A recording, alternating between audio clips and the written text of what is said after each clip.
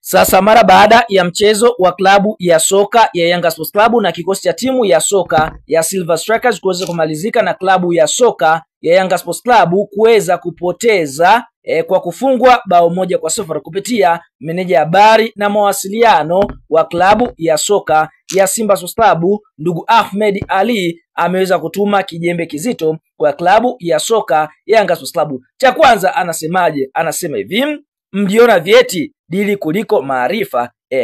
Hapa kimaanisha kwamba wani waliona vyeti kwamba kocha Romain Folz hakustahili kukiongoza kikosi cha klabu ya soka Yanga kwa sababu hana maarifa, lakini wao waliweza kuona vyeti. Lakini kuishi hapa kaandika hivi: ile kauli ya kocha wa mwaka wa mbele huko kwenu bado inasikika. Yani wakimaanisha kwamba hapa anamaanisha, je, huyu kocha Romain Folz anaweza kuwa kocha bora wa mwezi? Kumbukwe klabu ya soka Yanga tayari wameshamtimua kocha Romain